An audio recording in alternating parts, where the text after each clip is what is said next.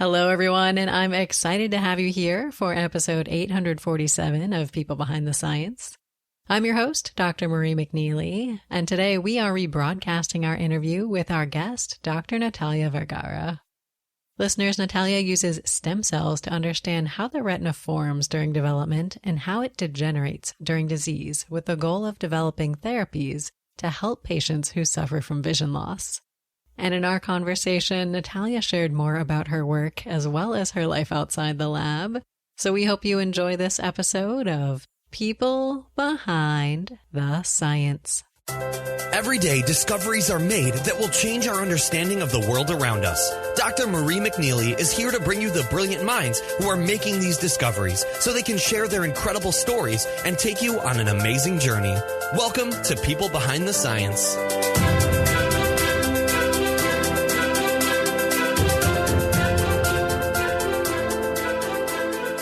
Hello, everyone, and welcome to the People Behind the Science podcast. Today, I am delighted to be speaking with our guest, Dr. Natalia Vergara. So, Natalia, thank you so much for joining us. How are you today? I'm doing great. Thank you so much for inviting me. This is very exciting. Well, Natalia, we are delighted to have you with us today. And listeners, I'm excited to introduce you to Natalia. She is an assistant professor in ophthalmology at the University of Colorado School of Medicine on the Anschutz Medical Campus. Natalia received her bachelor's degree in biochemistry from the National University of the Litoral in Argentina. She worked as an instructor and research intern at the National University of Entre, Ríos for about 3 years before beginning graduate school. Natalia was awarded her PhD in retinal regenerative biology from Miami University in Ohio. Afterwards, she conducted postdoctoral research at the Wilmer Eye Institute of Johns Hopkins School of Medicine. She served as a research associate faculty member at Johns Hopkins School of Medicine for about 2 years before joining the faculty there at the University of Colorado.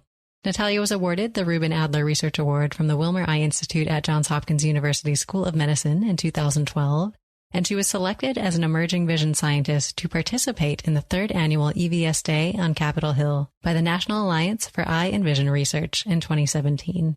And today, Natalia is going to share a little bit more about her life and her research. So, Natalia, we'd love to get to know you more as a scientist, but also in general as a person. So can you start by telling us what you like to do with your time when you're not doing science? Well, I like to do many things. I enjoy hanging out with my family and friends, but I have 2 young, active kids that are a lot of fun, but they sure keep me busy.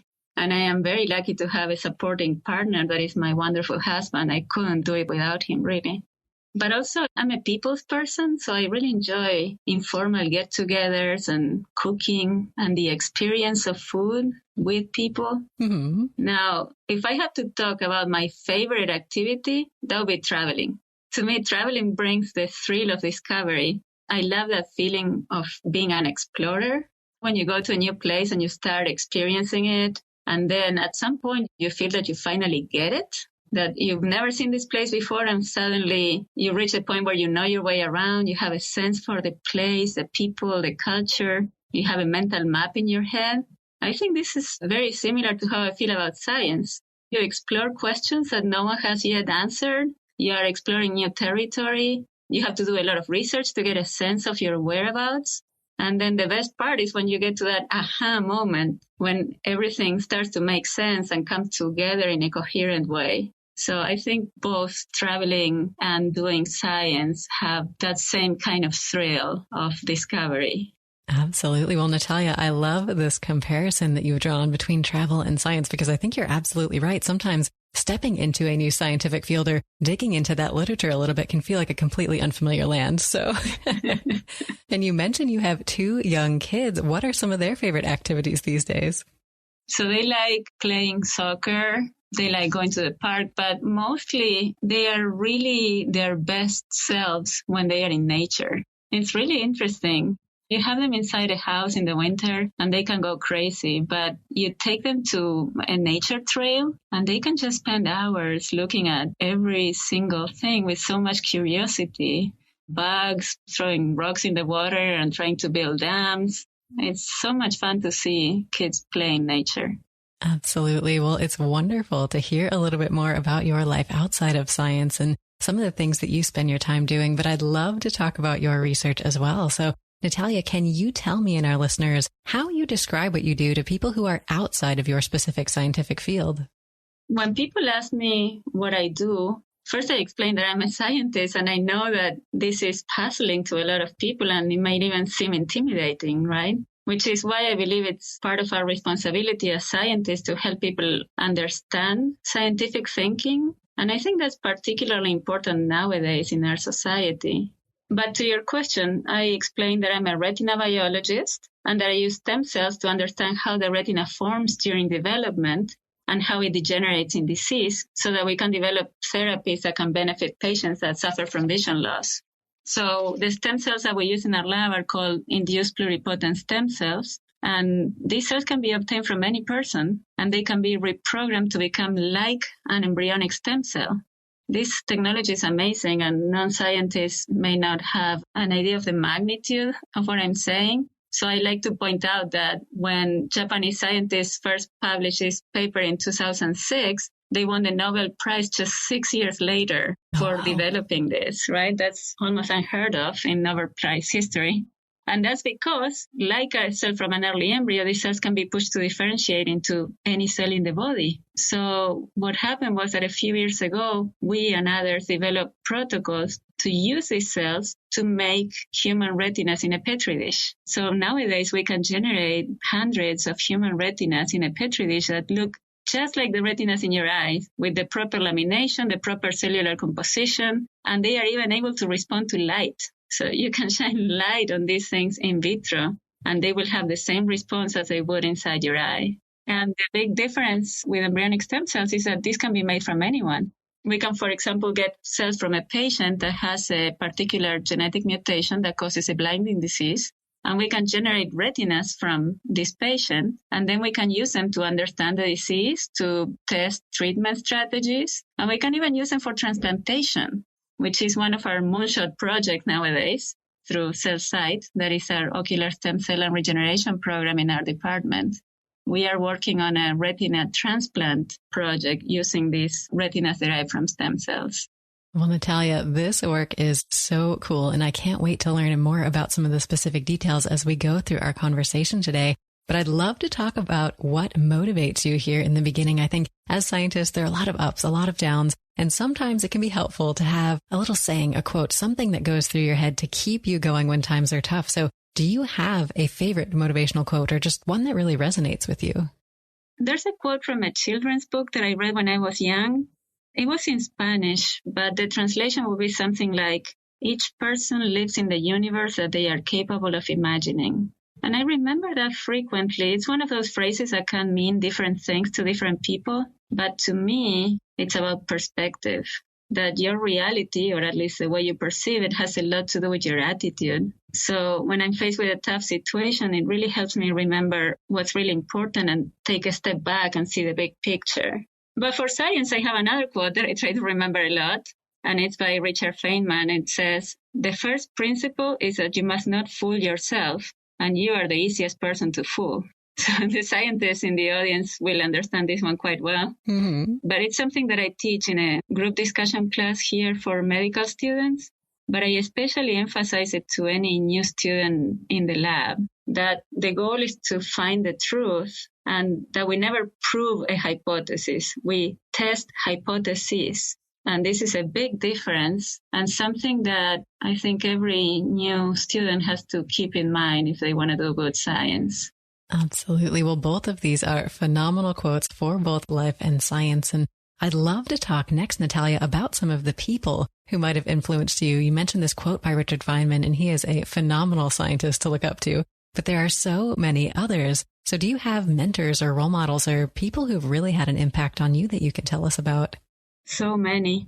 I believe if you're paying attention, you can learn something from everyone to start with. But I think I could start with my mom, because she taught me by example that when life throws you tough situations, you just put one foot in front of the other and you keep doing the right thing. And if you do it out of love, many times life has a way to turn around and reward you. But for my scientific career, the people I learned the most from and that I have the most respect and appreciation for are my many mentors. And this includes Katia, my PhD mentor, because she taught me that you can be a mom, a friend, a teacher, and a successful academic scientist all at the same time and still do it well. And I think her secret sauce is just having passion for everything she does. And then there's my postdoc mentor, Val, who showed me that despite all the pressure for productivity and competitiveness that is perceived in academia, it's more important to take the time to do things right. As long as you don't give up and you keep doing good science, things will work out. And then I can think of many others, Takis, Linda. But what's interesting about all this is that these were things that went unspoken, that the most important lessons that I got were the ones that they were taught by the way they lived their lives more than what they said. So that's really something to keep in mind when you're mentoring students, that the example you give by the way you do things can have a bigger impact than anything you tell them. Certainly. And I think those students are always kind of looking to you as a role model, as someone that they can emulate. So you almost have to be careful, right? Yes. Well, Natalia, it's been wonderful to hear more about some of these people who've had an impact on you and on your career. I'd love to rewind all the way back to the beginning. Can you tell us what first sparked your interest in science? What always attracted me to science was that thrill of discovery. The fact that you can ask any questions and go where no one has gone, no matter how big or small it is. So it's like being an explorer, right? Growing up, I found science and especially biology fascinating. And I remember particularly when I was in 10th grade and there was a cell bio class in school where it was the first time that we were introduced to the concept that every cell in your whole body, so many different cells with different functions, they all come from one undifferentiated cell. Mm-hmm. And that question was always gnawing at me. How could that possibly happen? What makes that happen? And I had no idea then that life would bring me over and over to that specific question. So going back to the beginning, I'm from a small city in Argentina. And when I was thinking about college, it was a time of economic recession and unemployment. So I didn't even know back then that being a scientist was a career option. Sure. I didn't even know anyone who was a scientist to start with. But what I did know is that I had this strong sense of social responsibility, and that even though I didn't have any money at the time, I just felt so privileged about my place in the world. Having been born in a middle-class family in Argentina with caring parents, good public schools, free public university. So it just felt that it would be wrong not to do something that was challenging. So the one thing I knew was that I was going to pursue something challenging, and that whatever I did, the most important thing is that I had to put it to the benefit of society. Those were my requirements. And you chose biochemistry. I'm curious, what sparked your interest in biochemistry or led you to that major? Well, biochemistry in Argentina was a 6-year program with a strong clinical component. We had 3 years of studying chemistry, physics, biology, math, microbiology, and then we had another 3 years of the more clinical component looking at human physiology, pathology, clinical biochemistry, and we were trained to run a biological lab. But I also like how it opened a lot of possibilities. I could work in a hospital, could work for a company. Eventually, I realized that I could do research. So I think what I like about that was the variety and being able to get a good, solid background. But after my biochemistry degree, I started volunteering in a biology lab and doing research. That was my first introduction to research. And while I was teaching cell and molecular biology to nursing students. And at that time, I was looking at neural cell death in toad tadpoles induced by pesticide exposure. But the way I came to the U.S. was that I found an internship from the Rotary Club where they would pay your plane ticket to go somewhere for 3 months. And in order to get the scholarship, you had to find the place where you were going to go and justify how that was going to be important for your career development. So I immediately jumped on the opportunity. And with the resources I had at the time, I never imagined I would be going abroad doing research. And I started shamelessly emailing people from interesting papers I had read and asking if I could come to their lab for 3 months, please, please, please. And Katia del Ríos from Miami University in Ohio decided to give me a chance. And there was a kind technician there too that was nice enough to let me stay with her for those 3 months without paying, because otherwise I wouldn't have been able to go. And I just fell in love with their research. They studied regeneration, and I took every single opportunity I had in those 3 months to do as much as I could. It was such an exciting time and such a good lab environment that before I left, Katia, my mentor, was the one that convinced me that I needed to apply to grad school and go back there. So I went back home and I applied, and the following year I came back and did my PhD at Miami University. And I focused my PhD work on lens and retina regeneration using newts and frogs as animal models. Newts have this amazing capacity to regenerate pretty much any part of the body. Mm-hmm. So you can remove the whole retina, which is a part of the central nervous system, the whole retina, and they will grow it back. And not only will that retina look normal, but it will be functional. So the animal is able to see again. And you can do this over and over, and they will keep growing it back.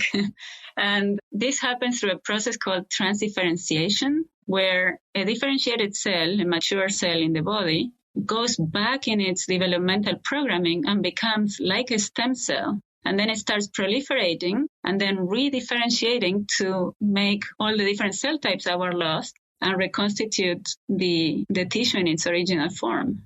So I was just fascinated by this process, and that took me back to thinking about stem cells. And then I went on to do my postdoc at Johns Hopkins with Val Canto-Soler as my mentor. And at the time I was looking at retina, so I stayed in the eye, but I was looking at development using chick embryos as a model. And it was at that time that we started playing with iPS cells, these induced pluripotent stem cells. And at the moment, we were just thinking about how to make these cells become photoreceptors, the cells in the retina that detect light. This project was led by Shifeng Zhong, who was a postdoc in the lab at the time. But I was part of this project, and what was so interesting is that Shifeng was growing these balls of cells that seemed to have photoreceptors in the outside. No one had ever published this. And I remember the day when I go to my mentor's office and we look at a picture of a section through this ball of cells. And we just look at each other and we couldn't believe it. This looked exactly like a developing retina.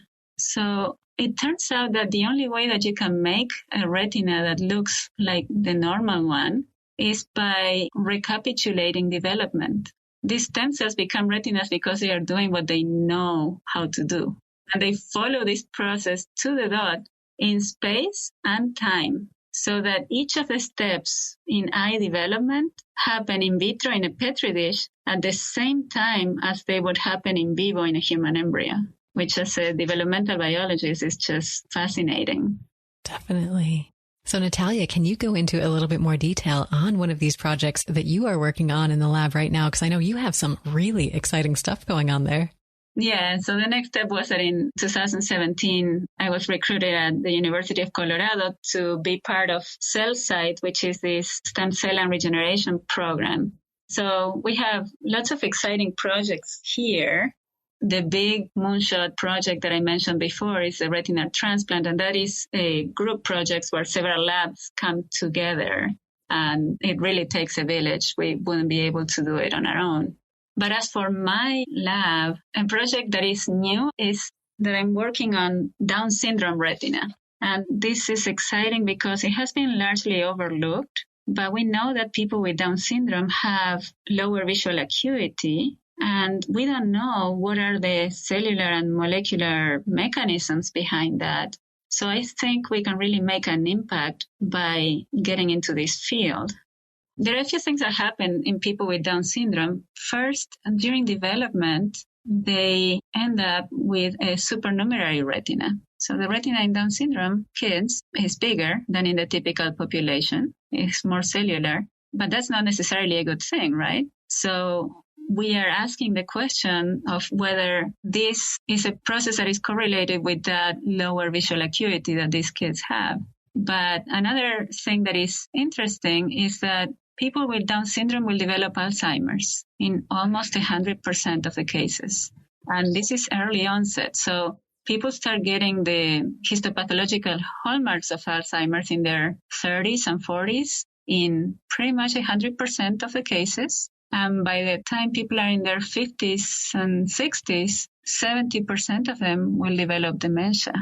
And this is something that is only now starting to be explored as the life expectancy in this population increases. And it's something that we as a society have to respond to and have to deal with.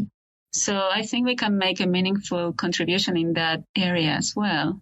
And I'm mentioning Alzheimer's because we all know that Alzheimer's affects the brain, but it's been discovered in the past few years that the retina, as part of the central nervous system, is also affected by Alzheimer's. And that people with Alzheimer's develop some visual manifestations like decreased contrast sensitivity, decreased visual acuity, problems with color perception.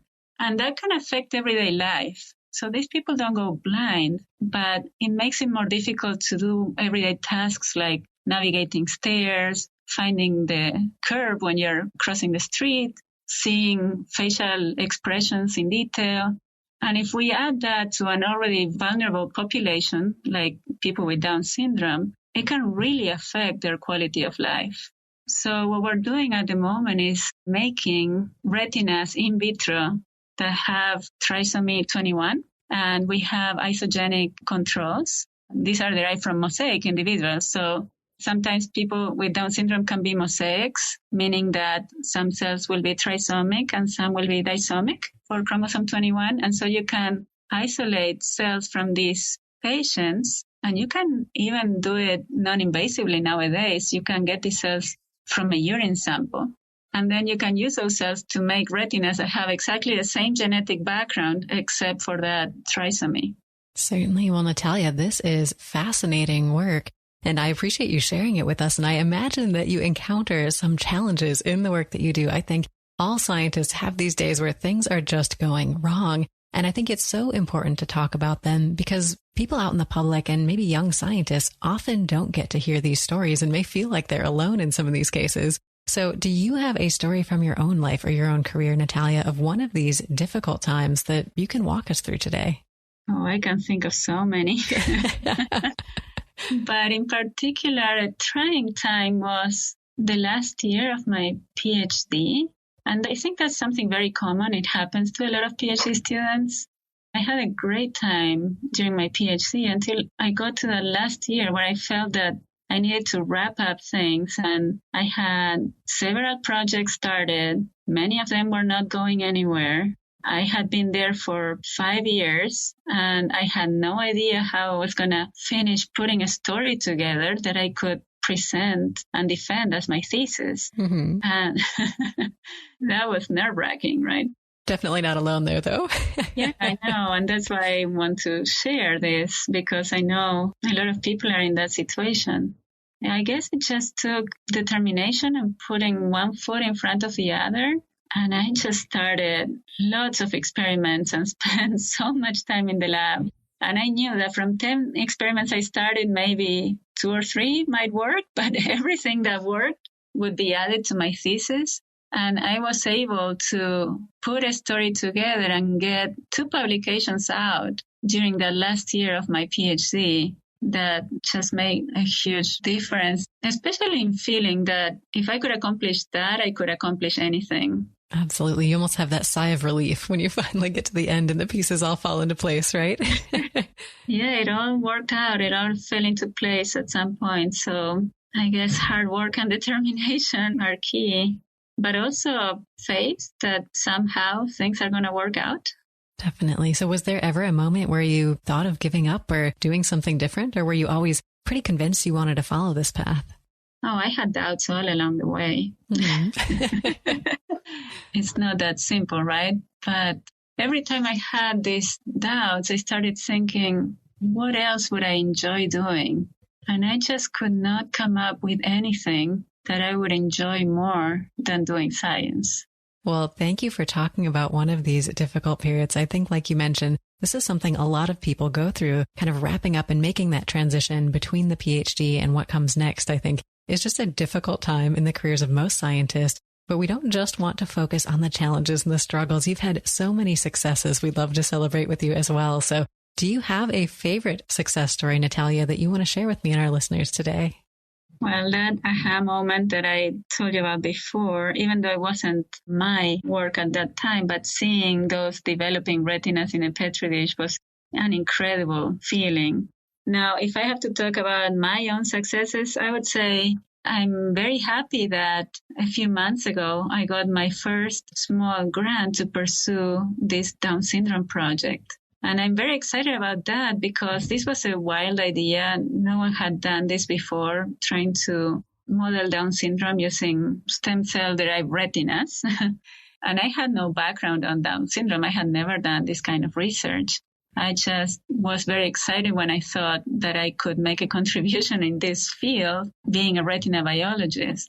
So I sent this grant out, and I was very lucky to get it, not just for the economic support that it entails, but also because when you get this grant, you become part of the community of the Linda Cernick Institute. So there are several investigators that are studying Down syndrome from all different aspects, from lung, blood, brain, cancer, any aspect that you can think of. And then we all come together in monthly meetings to talk about our work and troubleshoot.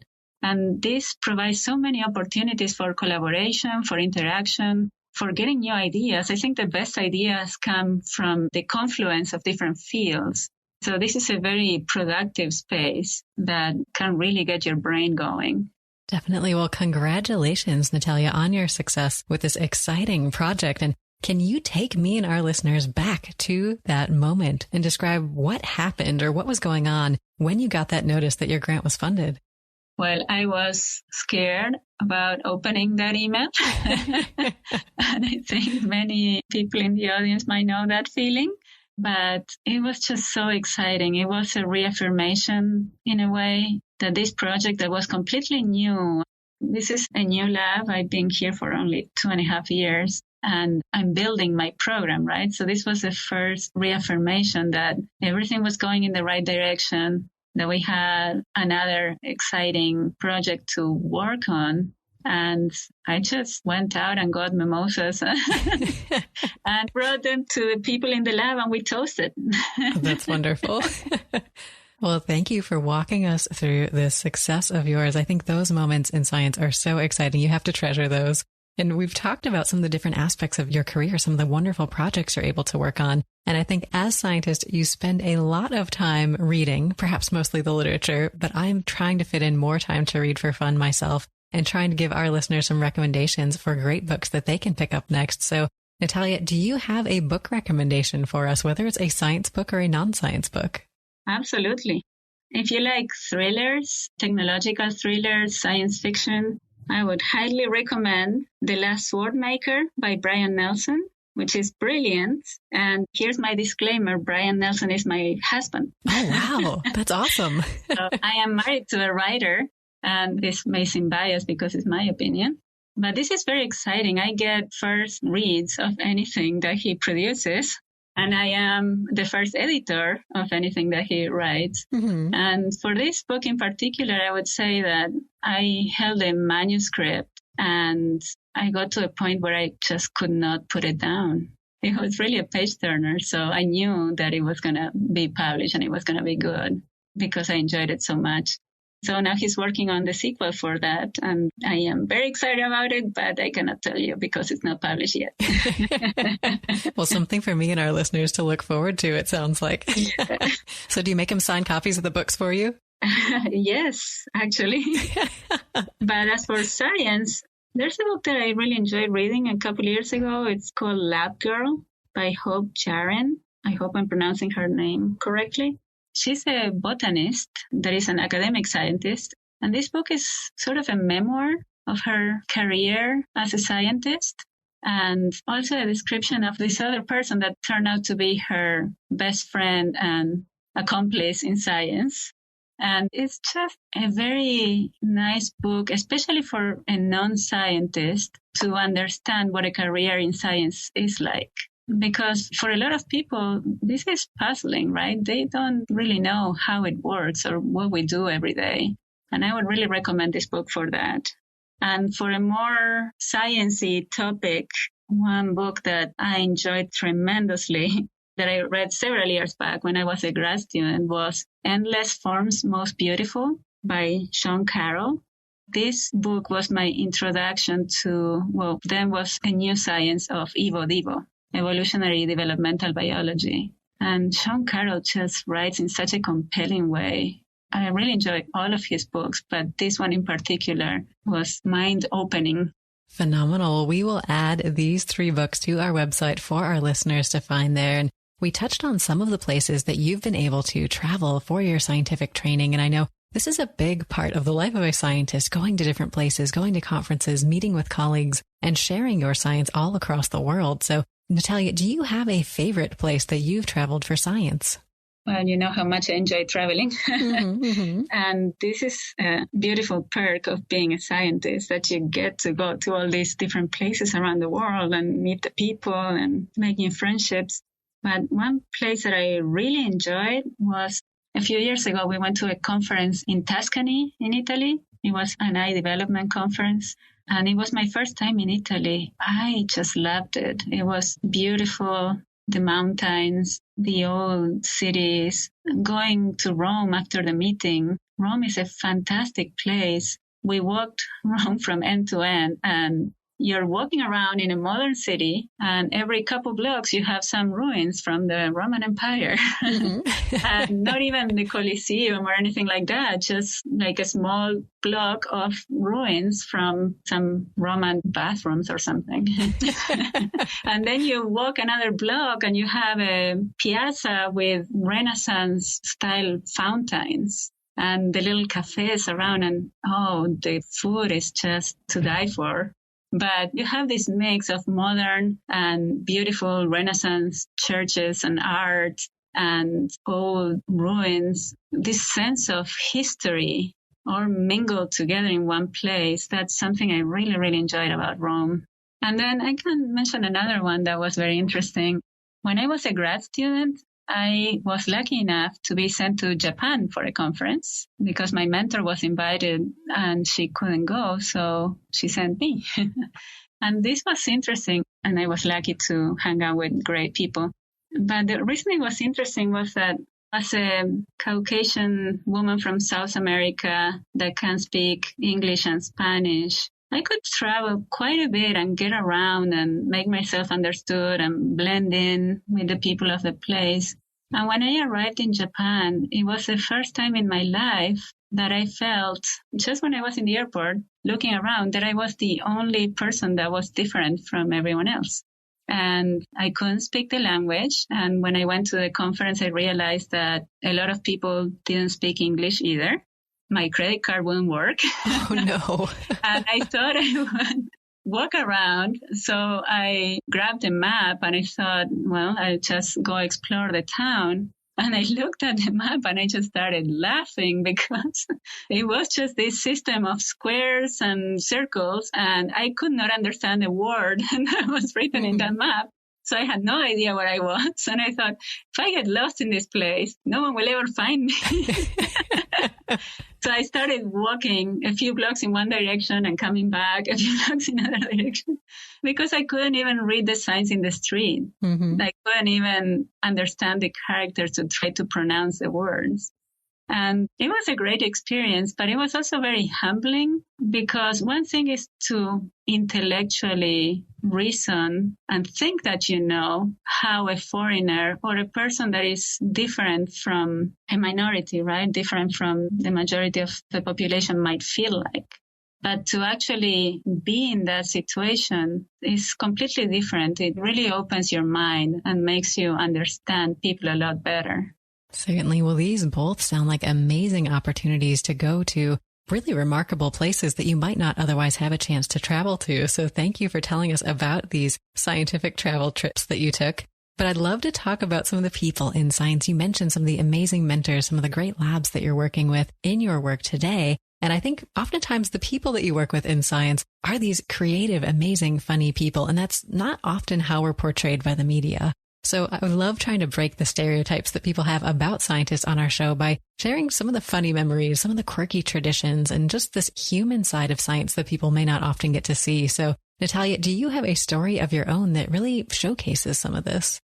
Well, I think the best scientists are those that can still be like children and have that sense of curiosity. So it's almost the opposite from that rigid idea of a scientist that people may have. But as for some fun traditions, well, I could mention that in one of my previous labs, every time there was something good happening, like a paper got published, we got a grant, a student graduated, we would all get together and get a bottle of champagne and open it and make a hole in one of the ceiling panes near the lab. And then we would stand on a stool and make a mark around the hole and put the date and the occasion. So we have a ceiling pane in the university that is a record of many, many years of good things that have happened in that lab. And I thought that was a really fun tradition to keep.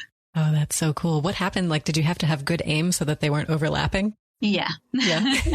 We tried to do a good job at it. Takes a steady hand. Yeah. Well, that is so cool. Do you have any traditions ongoing in your lab today to celebrate some of the successes? Well, I am hoping to start a similar tradition, but we have others that we are maintaining here. For example, every time that there's someone's birthday, we take turns bringing a cake, and then we all get together. We invite everybody else from the department, and we just celebrate each single person, no matter what their position is or their role in the lab. And I think that's a neat way to make everybody feel valued and to create a community where we can all be friends and do science together. Absolutely. Well, I love this tradition, and I'm a big cake fanatic myself. So any excuse I can get to get a cake is perfectly valid. That is awesome. It's been great to learn a little bit about some of the traditions you've experienced in the labs over the years. And I know you've been answering some really phenomenal questions with the work that you're doing in the lab.